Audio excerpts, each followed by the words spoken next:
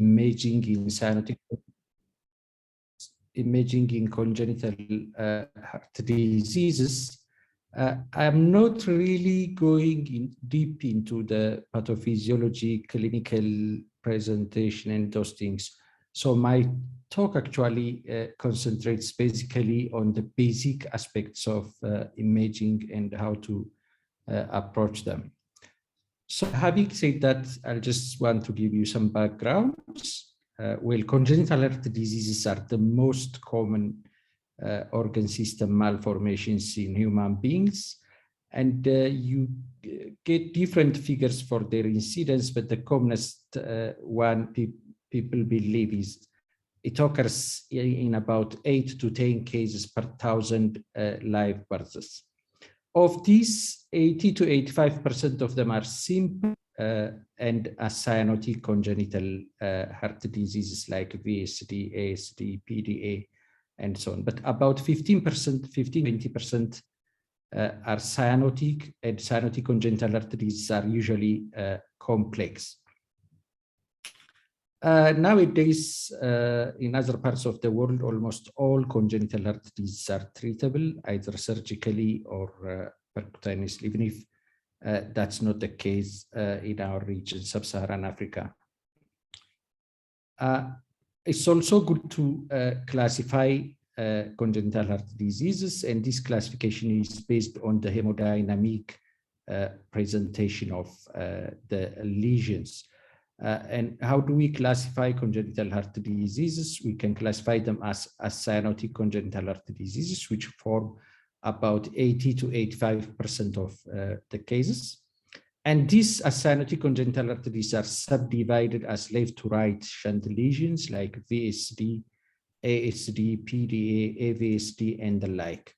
And obstructive lesions, which include pulmonary stenosis, aortic stenosis, coarctation of the aorta, and other rare lesions. When we come to cyanotic congenital heart diseases, cyanotic congenital heart diseases are not usually a single lesion. Each of them are actually a group of lesions. So their presentation also depends on those combinations of lesions each cyanotic congenital heart disease has.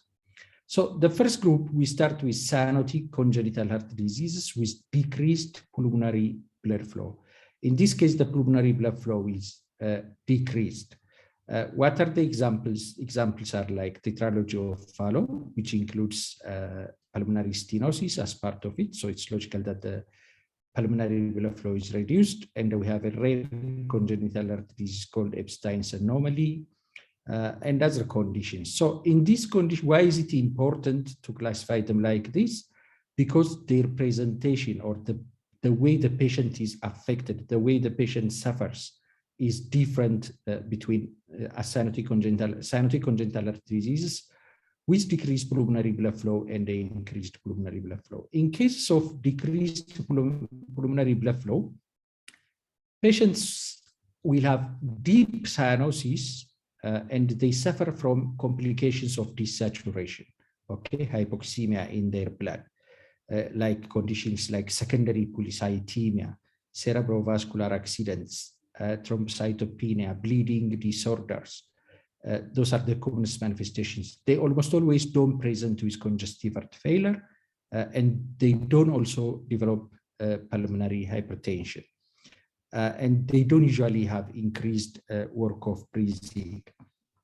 On the other hand, when we come to cyanotic congenital heart diseases with increased pulmonary blood flow, like transposition of the great arteries, tricuspid atresia, total anomalous pulmonary venous connection, Truncus Arteriosus, generally cyanosis is not deep. They are cyanotic, but they are not that deeply cyanotic. The cyanosis is very light. And they usually suffer from congestive cardiac failure at early age, and they develop pulmonary hypertension very early, and they have increased work of breathing, and they also develop recurrent pneumonia. So the logic of this classification is to approach them in terms of clinical presentations. So what options do we have for imaging in congenital heart diseases. Well, the first thing and the oldest one is chest X-ray. Frontal chest X-ray is still very relevant. It's one of the oldest forms, but it's still very, very relevant. And you can get information that you may not get from imaging modalities like echocardiography.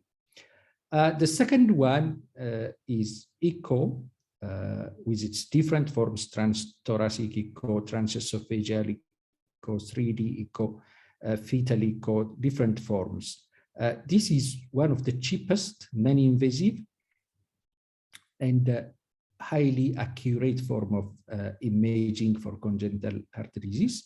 Of course, it depends on the operator. It's always operator dependent, but given it's done by an experienced hand, 95% of congenital heart disease patients can go to the operating room with the echo as the last imaging modality without requiring any further imaging. We have also cardiac catheterization and cardioangiography. It used to be the mainstay or confirmatory form of imaging in congenital heart disease before the 1980s, but it has lost favor as a diagnostic modality with the advent and fast development of echocardiography. So echocardiography has taken the role of cardiac catheterization and angiography as a form of diagnostic modality. But still, cardiac catheterization and cardioangiography plays an important role, not as a diagnostic tool, but as an interventional tool.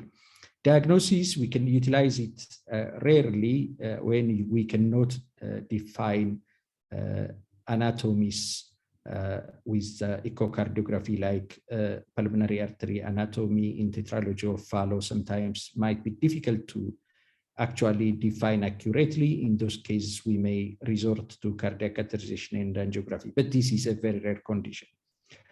The last one is cardiac MRI and the cardiac CT. Well, these are very important, but they are very expensive, and the CT has a lot of radiation. So we reserve these ones for complex cases where flow quantification and external anatomy is required. So what I am going to talk on is only echocardiography. So by imaging, I'm referring to echocardiographic imaging. So when we image congenital heart diseases, I would like to mention one strategy, which will be the guide of my talk throughout the next few minutes. And this is what is called the segmental approach. So if we not only in cyanotic congenital heart disease, but all congenital heart diseases, if we actually base our imaging be guided by a segmental approach, we are less likely to miss any sort of congenital heart disease. So what do we mean by segmental approach? One of the first things is to determine whether the body situs is soleus or inversus. Once we do that, we also establish the cardiac position. Where is the cardiac position? Is it in the right chest, or is it in the common one, the left chest? Okay, 99% of the time we have the heart being in the left chest, but sometimes it can be in the right chest. So how do we determine the position of the heart? I just show you the abnormal one. In the normal one, the apex should point towards the right side of the screen. So when we image in echocardiography, unlike in radiological ultrasound, we actually put the probe pointer on the right side of the screen. So with that, if we turn the index of the probe towards the left side, and we got the apex pointing towards the left side of the screen, then that is diagnostic of dextrocardia. That's one of the most important things that we do, because As I said, cyanotic congenital heart diseases tend to be complex, and among the complexities, presence of the dextrocardia is one of them. Actually, there are so many forms of dextrocardia, but generally, when we say dextrocardia, we're referring to the base apex axis of the heart is actually pointing towards the patient's right, for us towards the right side of the screen, just like you see in this clip. So if you hold your probe just in the subcostal view, slightly turn it clockwise, maybe about 10 degrees, and point towards the left shoulder, then this is what you get. This is the subcostal 4-chamber view. So in this case, it's a dextrocardia because the base apex axis is pointing towards the left side. So in the segmental approach, once we have defined the body situs, okay, whether the liver is in the midline, the stomach and the spleen are left side or right side, the aorta is on the left side, on the right side, inferior vena cava is on the left or the right.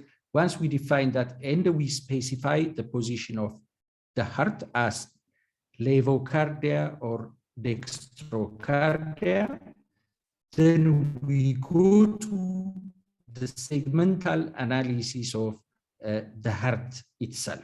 Okay, so this is the main part of my talk. So for defining the segmental connection of the heart, the subcostal view is one of the best ones. Unfortunately, it's not quite commonly utilized in adult practitioners, but we pediatricians actually strongly rely on the subcostal view to define the cardiac segmentation. So what do we see? What we see is how are the veins connected, okay? Are the pulmonary veins normally connected to the left atrium? Are the systemic veins normally connected to the right atrium? Okay. And are the atrioventricular connections concordant? That means left atrium connected to left ventricle and right atrium connected to right ventricle. Or is there discordance where the opposite happens, where the left atrium is connected into the right ventricle and the right atrium is connected to the left ventricle? And finally, we look at the ventriculoarterial connection. Okay, is it concordant, which means aorta arising from the left ventricle and the pulmonary artery arising from the right ventricle? So if we start from the pulmonary veins, the best approach is to go for the subcostal 4-chamber view, as you can see on this screen. So if we take the subcostal 4-chamber view and we actually foreshorten the ventricles, just get rid of the ventricles, get rid of them, let them go out of your sight, okay? And then you maximize the interatrial septum and the pulmonary veins. As you can see here, we can see that the left upper pulmonary vein coming and draining into the left atrium where my pointer is showing, and the right upper pulmonary vein and the lower right pulmonary vein actually coming together and entering to the left atrium. So if you see the still image on the right side of the screen, so you can see the left upper pulmonary vein, the right upper pulmonary vein, and they are entering the left atrium. Why is this important? Because just by looking at this, you have already excluded one important rare congenital heart disease, which is called total anomalous pulmonary venous return. Okay, the pulmonary veins may anomalously be connected to a structure other than the left atrium. So the only cyanotic one is when all the pulmonary veins are connected away from the left atrium. Okay, there is partial anomalous pulmonary venous connection, but that is no cyanotic congenital heart disease on its own. So once we see this, we actually have excluded one important congenital heart disease, which we call total anomalous pulmonary venous drainage. So what are the key points here? The pulmonary veins must clearly be seen entering the left atrium, just like I have shown you on the previous screen. And if one or two pulmonary veins are seen entering the left atrium, you have excluded total anomalous pulmonary venous return. It can still be, there can still be partial anomalous pulmonary venous drainage, but that is not a cyanotic congenital heart disease on its own. It's a cyanotic congenital heart disease, and there is also a little bit more difficult than actually imaging a total anomalous pulmonary venous connection when you have it in mind. Okay, if I show you this case, this was a case I have seen some months or years ago here in Marina Cardiac Clinic. So this is a patient with total anomalous pulmonary venous drainage, and what actually should catch our eyes and make us suspect that there is total anomalous pulmonary venous return, whichever type it is this small left atrium that you see, a very small left atrium, very big right atrium, with the interatrial septum actually bulging into the left atrium, and we don't see any of the pulmonary veins entering the left atrium. Instead, we see this small atrial septal defect right there, and on the color clip, you can see a blue flow, which means there is a right to left shunt. That is the blood is shunting from the right atrium into the left atrium, because that is the only way for the left atrium and the left ventricle to get blood. So ASD, whatever size, is always part of total anomalous pulmonary venous return, because somehow for the baby to be born alive, the left atrium should get blood. So the right atrium will give some of its blood to the left atrium by way of an atrial septal defect. Sometimes it is small, restrictive. Sometimes it is actually generous. But remember, the first entry point that attracts your attention is the small left atrium, very small left atrium than you expect, with a large right atrium and right to left shunt through an ASD where you do not see any pulmonary veins coming into the left atrium. So once I see this, what we do is we have to start from the commonest type. The commonest type is the one which takes the pulmonary venous drainage up to the neck and brings back to the superior vena cava. And this is exactly that one. Here, as you can see, this red flow, that's actually flying upwards. I'm in the suprasternal, my probe is in the suprasternal position, okay? I'm imaging the short axis of the aorta with my probe at the suprasternal notch held horizontal, okay? So I see the aorta there in cross-section. I see the right pulmonary artery, this blue flow, and then I see this red flow, which is never present in normal individuals. So this is, the lower part of this curve, as you can see, the lower part is called the horizontal venous confluence. It is something, a channel that is created behind the left atrium. It's not a normal one. It is never present in normal individuals. So it will receive all the pulmonary venous return, and it will direct it upwards via another structure called vertical vein, like I'm pointing to it now. Okay, so this one will take it up the innominate vein, and the innominate vein will bring it to the superior vena cava, which again takes it to the right atrium. So the right atrium will receive both the systemic venous return as well as the pulmonary venous return. So it's no wonder that you see a huge right atrium and a huge right ventricle, okay, massively dilated right atrium and dilated right ventricle. On the other hand, the left atrium does not receive significant blood. It's just getting a little bit of donation from the right atrium through the AS3. So it's no wonder that the left atrium and the left ventricle are very small. In this one, it's just a still frame of what I just showed you. This was a 14-year-old boy I have seen a decade ago with total anomalous pulmonary venous return. So these were the abnormal structures I was talking about.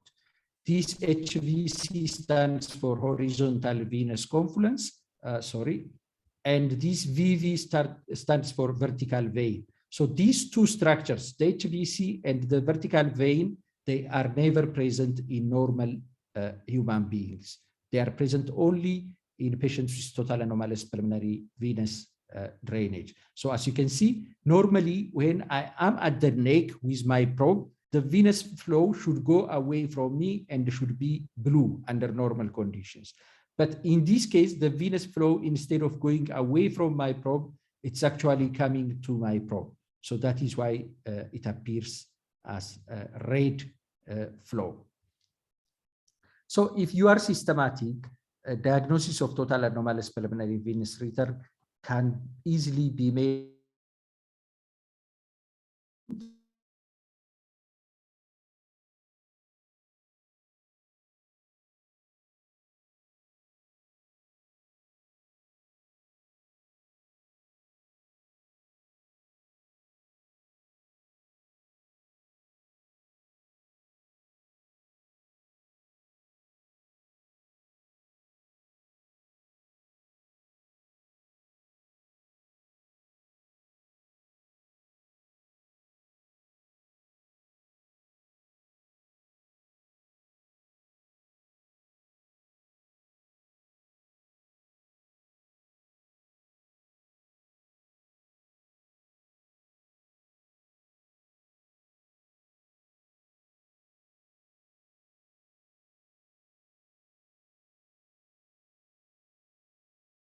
So the key points here, I repeat it again, very small left atrium with an ACD shunting right to left and no pulmonary veins entering the left atrium is something that would make you suspect presence of total anomalous pulmonary venous return. And the second thing, the suprasternal window is the best view to diagnose the supracardiac, sorry, here it's supracardiac, not suprasternal, the supracardiac type of total anomalous pulmonary venous return, because that's the commonest one. We have different types, about 3 types, and the mixed type, the 4th one, but the first one, which is the suprasternal type, is the most common one.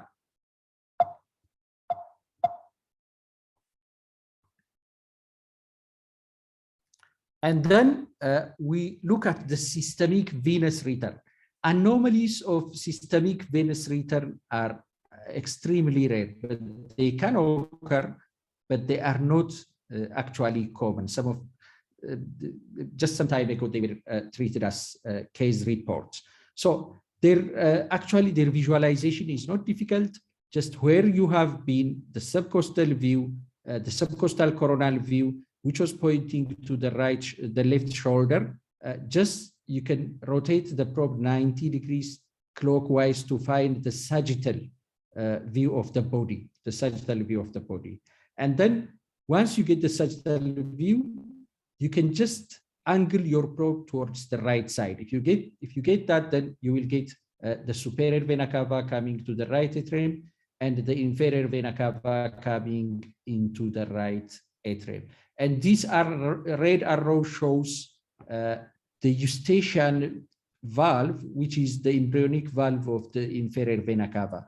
And its presence usually tells us that the inferior vena cava is well developed and there is no interruption of the inferior vena cava. But as I said, systemic venous anomalies, especially in terms of connection, they are really not common. Sometimes you can have a persistent left superior vena cava, which is a very common one, but does not have any clinical significance.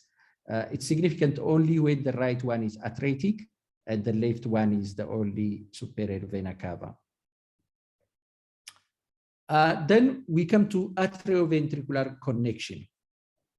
This is the next one. So we have defined venous to atria connection, the first segmental analysis. Then the second segmental analysis is atrioventricular connection. So is the atrioventricular connection normal? Okay, so for this one, we can actually do from the subcostal view, but the apical four-chamber view is also a wonderful one. I personally prefer the apical four-chamber view. So in the apical four-chamber view, you get what looks like this image, this picture.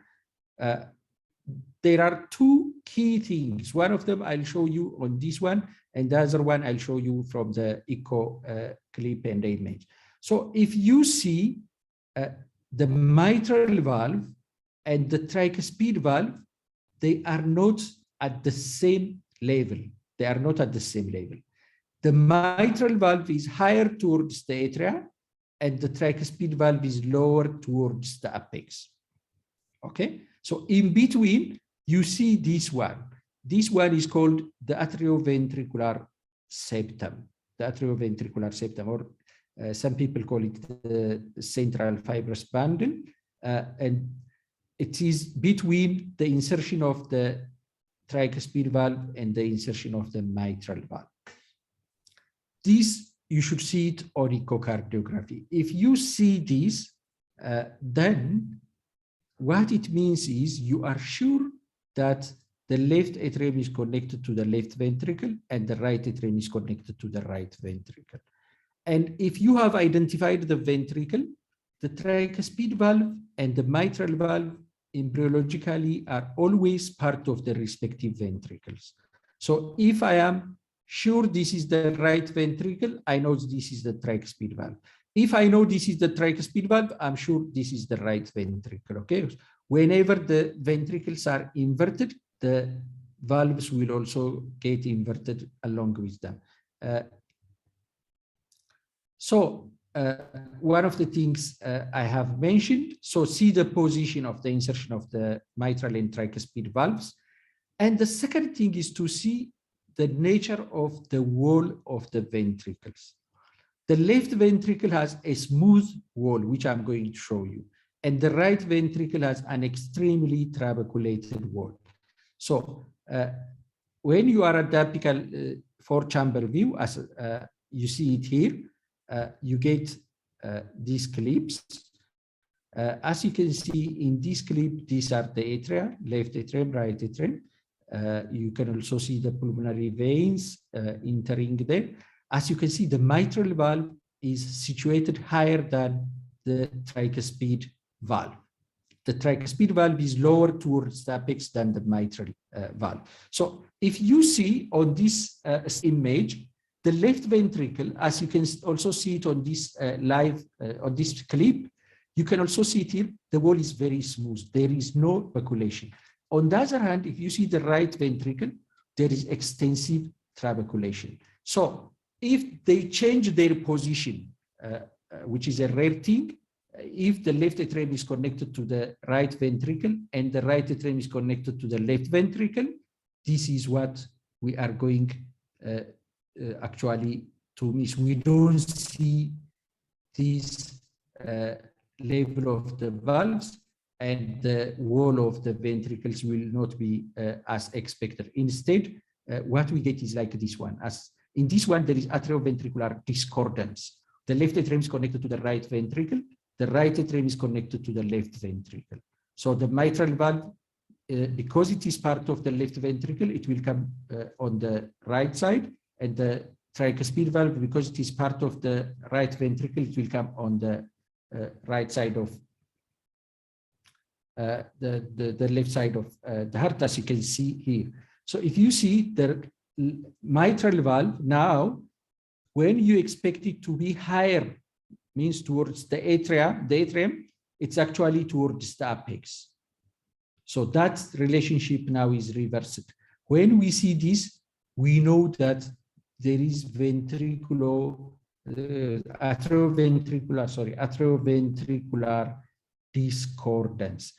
It's not common. I'm bringing them in this sequence because I want to focus on the segmental approach, okay? So on your way, you can rule out things as you go.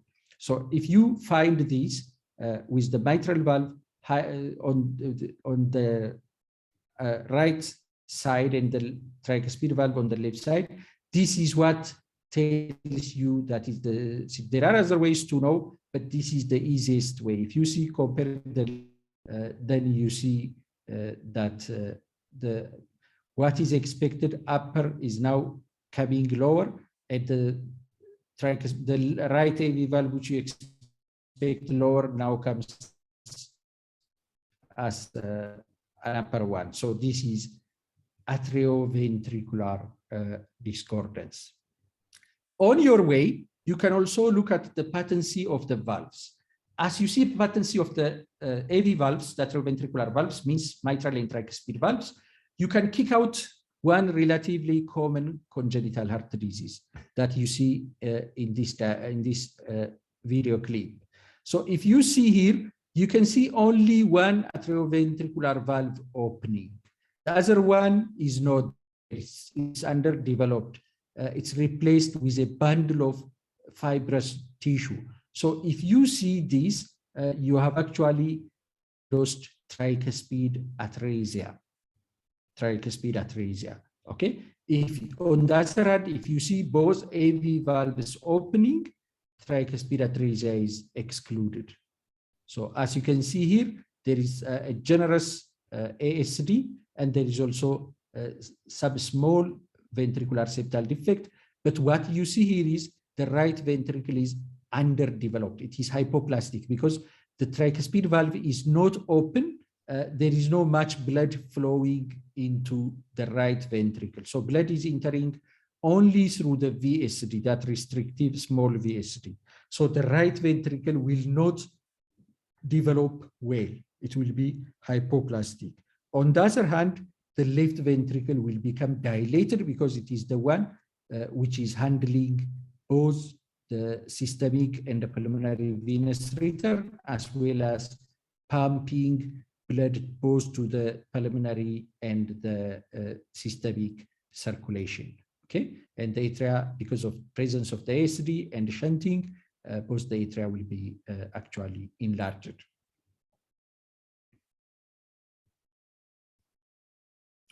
So what are the key points here? Tricuspid valve is replaced with a fibrous bundle, no opening to the right ventricle is seen. That is the first step. There are so many things that you have to go and see after you have seen that the tricuspid valve is atretic. But here I'm just focusing on the segmental approach. So I'm telling you on what you pick outright, what you see as an entry point. Okay, so once you diagnose tricuspid atresia, then you have to also see the size of the ASD, the size of the VSD, whether the great arteries are normally related or there is transposition. You have to look at that. But your entry point is that tricuspid valve replaced with a fibrous bundle and hypoplastic right ventricle and a large non-restrictive ASD is what alerts your attention towards diagnosis of tricuspid atresia. In tricuspid atresia, atrial septal defect is always part of the lesion. Without it, the baby cannot, the fetus cannot be born alive, because that is the only outlet for the right atrium, because there is no tricuspid valve. Okay, so atrial septal defect is always there. If you can't see it, look for it until you find it, because it's always there if the baby is born alive. Okay, the right ventricle is usually underdeveloped, as I have already showed you. It's hypoplastic, and the VSD is common, but not always necessary. If the right ventricle is hypoplastic and the ventricle has a double outlet, or there is pulmonary atresia, tricuspid atresia with pulmonary atresia, there is no need for the VSD to be there. Here, You have shunt at two levels, right to left shunt at the atrial level, which is obligatory. And then if there is VSD, you will have left to right, the opposite, okay? So blood comes from the systemic circulation, enters the right atrium, crosses the ASD, enters the left atrium, goes to the left ventricle, and then finds its way to the right ventricle through the VSD, okay? So it's a zigzag fashion. Okay, that's about the atrioventricular connection. Now we come to another very important segmental analysis, which is ventriculoarterial connection. Okay, is the aorta connected to the left ventricle and the pulmonary artery connected to the right ventricle? That's the next question we ask by stepwise segmental analysis. So under normal conditions, as you can see this normal echo, you can see the smooth-walled left ventricle there, okay, a mitral valve here, and you can see the aortic valve in the ascending aorta. So where you see the aorta is actually arising from the left ventricle normally. And when you come to the right side of the screen, here there is another key point, which is very, very helpful. What we should note, as we know it from anatomy, is the aorta and the pulmonary artery, they crisscross each other under normal conditions. They crisscross each other, which means whenever you see one in longitudinal, you will see the other in cross-section, which means here you are seeing the aorta in cross-section center here. Okay, this is the aortic valve, and you see the pulmonary artery in longitudinal. Okay, we call the circle sausage appearance. The circle is the aortic valve, and the sausage is the pulmonary artery. Okay, so they crisscross each other. They are never parallel. They don't run parallel. And when we see the pulmonary valve, which is right there, and the aortic valve, which you see in cross-section, the aortic valve is a bit posterior, and the pulmonary valve is anterior, which means anything that's displayed at the top of the screen is something anterior, bottom of the screen is something posterior. So this relationship tells us that the atrioventricular connection is normal, So these are things that I have said. So if you know that they are crisscross and you see them parallel, that is diagnostic of transposition of the great arteries. They should never be parallel. If you see them parallel, then it is transposition of the great arteries. The only thing is you go ahead and look for other findings that might be associated, but you are sure that this is transposition of the great arteries. Okay, and you appreciate the anterior-posterior relationship and the right-left relation. The aorta, as I said, is posterior, the pulmonary artery anterior. So if you see the aorta anterior, again, that is also diagnostic of transposition or malposition of the great arteries. As I'm going to show you on this clip. In this clip, this is the parasternal long axis view. You can see a pulmonary artery arising from the left ventricle where my arrow is pointing. Okay, this is the pulmonary artery. You can see it branching into its right and the left branch. And then above it, you see anteriorly the aortic valve and the aorta. So the two vessels are seen running in parallel. So if you see this, this is diagnostic of transposition of the great arteries. This patient has also a VSD, as you can see there, a generous VSD, which actually is very helpful. Its presence is very helpful in the short term at least. Okay, so here also the same thing with the color flow that you see. And when you come to the short axis, instead of seeing the circle sausage appearance, now you see double circle, okay? Double circle. You see one circle there, you see another circle here. The anterior one is the aortic valve, the posterior one is the pulmonary artery. So we shouldn't see a double circle under normal conditions. In the short axis, we expect the circle sausage appearance. Now the circle sausage appearance is lost. We are getting two circles, double circles, sitting anterior and posterior to each other. That is also highly suggestive of transposition of the great arteries.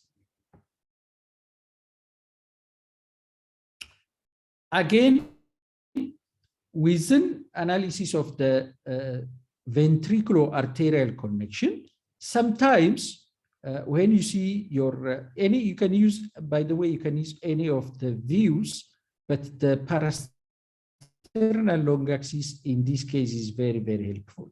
So here, as you can see a large VSD right here, and this is the aortic valve, and this is the ascending aorta. This is the left ventricle, and this is the right ventricle. You can see the aorta sitting both on the right and the left ventricles, which means it is taking blood from the right as well as the left ventricle via the VSD. So the aorta is overriding both ventricles. So if you see this one, most of the time, maybe 99% of the time, you have only two differential diagnoses to think. One of them is Tetralogy of Fallot. The second one is Truncus Arteriosus. Both of them will have overriding aorta, but for different reasons. In Truncus Arteriosus, the overriding aorta occurs because the spiral septum did not develop and did not divide the common embryonic trunk into proper pulmonary artery and the pulmonary artery and aorta. Okay, but in Tetralogy of Fallot, that is not the case. In Tetralogy of Fallot, it occurs because the spiral septum, when developing, did not come down and meet this edge of the ventricular septum. Rather, it deviated anteriorly. Okay, but echocardiographically, at this level, they might be similar. So you only think of these two. The others are very, very rare, extremely rare. So now when you think of that, your next step is to differentiate between Tetralogy of Fallot or Truncus Arteriosus. The first thing that you should tell yourself, Tetralogy of Fallot is a very, very, very common congenital heart disease, okay? It is the most common cyanotic congenital heart disease. Overall, also, it is the fourth most common congenital heart disease next to VSD, ASD, and the PDA. Whereas Truncus Arteriosus is very rare. So before you say this is Truncus Arteriosus, you better look for every aspect of Tetralogy of Fallot. How do we differentiate them? The differentiation, once you are in that mindset, is very easy. In Truncus Arteriosus, there should never be a pulmonary valve. If you see a separate pulmonary valve, Truncus Arteriosus is out. It is not in the diagnosis, because we said the pathogenesis is because the primitive truncus is not divided into aorta and the pulmonary artery. So because of this, there is no pulmonary valve. There is only one truncal valve that you see here. This is tetralogy. Actually, I'll show you what truncus arteriosus. They are very, very much similar at this stage. But when you go to the short axis and you get this, sorry, this is a clip done from a crying child. So this is a small pulmonary artery, okay, going down with this turbulent flow, which indicates that there is pulmonary stenosis. There is pulmonary valve, there is pulmonary artery, and that pulmonary valve is valve or the subvalvular region is stenotic, and there is turbulence. You see this establishes diagnosis, basic diagnosis of Tetralogy of Fallot. Okay, as you can see here, This is the pulmonary artery down there. That establishes your diagnosis of Tetralogy of Fallot. But if you don't see pulmonary valve, then you will have two possible differential diagnosis as you are imaging. Just before I say that, this is a 4-chamber view, 4-chamber and a 5-chamber view, a patient with Tetralogy of Fallot. As you can see, if I start from the beginning, so in the 4-chamber view, you can see the right ventricle is hypertrophied, the wall is thick, and it's dilated, and the right atrium is also dilated. If we just angulate our probe cranially and continue to image in the anterior view, we will see that overriding aorta. Okay, this is the septum that you have seen in the parasternal long axis view.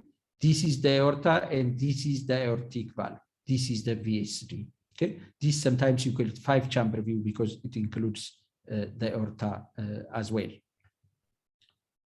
So in Tetralogy of Fallot, what are the key points? An overriding aorta may commonly suggest either Tetralogy of Fallot or Truncus. As I said, epidemiologically, Tetralogy of Fallot is much more common. Presence of a separate pulmonary valve excludes Truncus Arteriosus. Underline on that statement, it's always true. Absence of a separate pulmonary valve may not always mean Truncus, okay? Its presence rules out Truncus, but its absence may not always mean Truncus. It may also be Tetralogy of Fallot with pulmonary atresia and disconnected pulmonary arteries, okay? Disconnected pulmonary arteries. It may suggest that, or it may be Truncus Arteriosus. So what is the next step? The next step is to look for a pulmonary artery that arises from the truncus. Okay, we said there is no pulmonary valve, so the pulmonary artery is going to be a branch of the arterial trunk. So if you see here, as I told you, you can see this overriding, okay, similar to the tetralogy case that we have seen. There is override. There is a VSD, which is, truncus has always VSD as part of it. So then on this one, we look for a separate pulmonary artery arising as a branch from the, as you can see here, this is the aortic valve, and this is a truncal valve. This is the Truncus Arteriosus, and here comes a branch out of the Truncus Arteriosus, and that's going to be the pulmonary artery.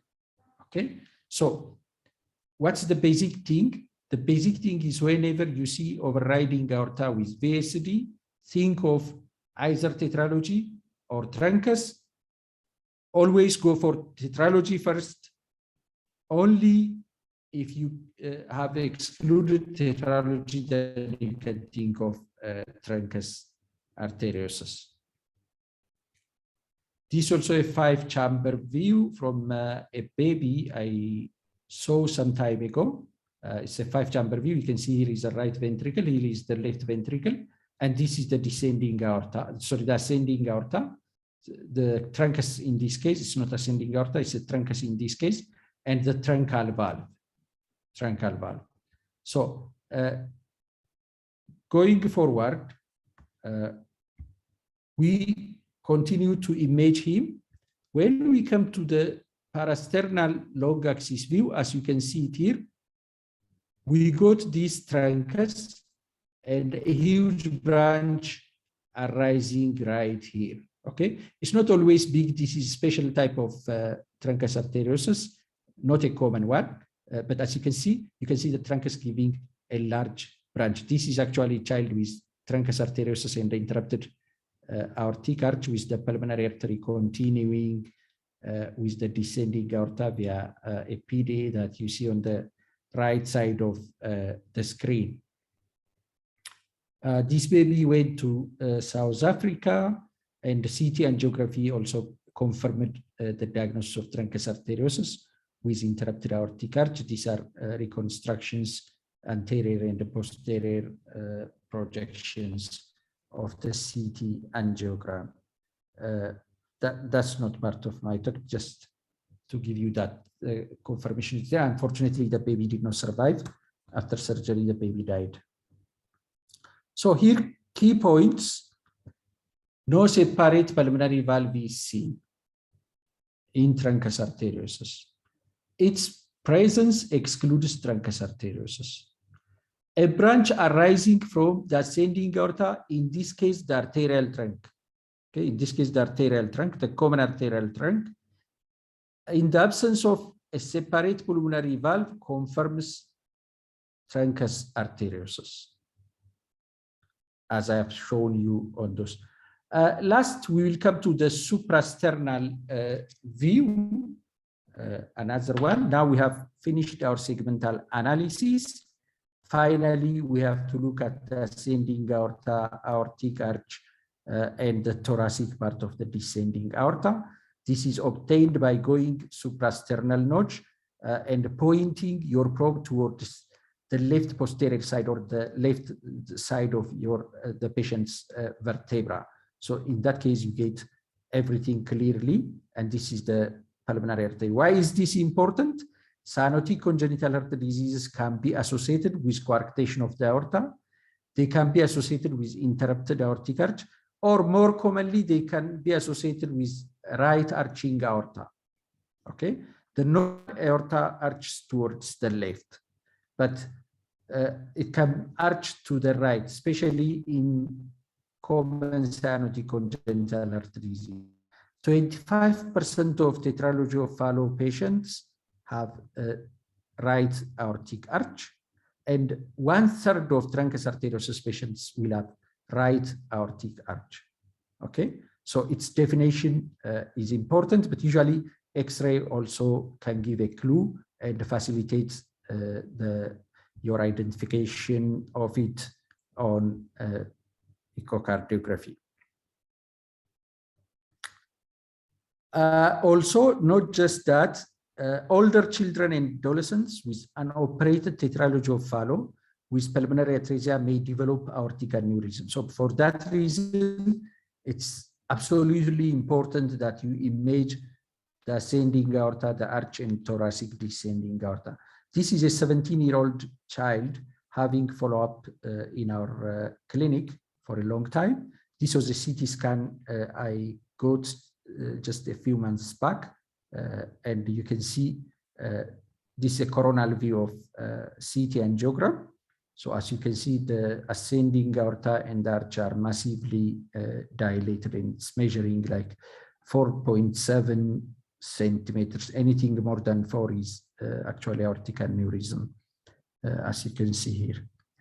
I think that's what I have in short. Thank you very much for your attention. And if there are questions, I will entertain. Thank you.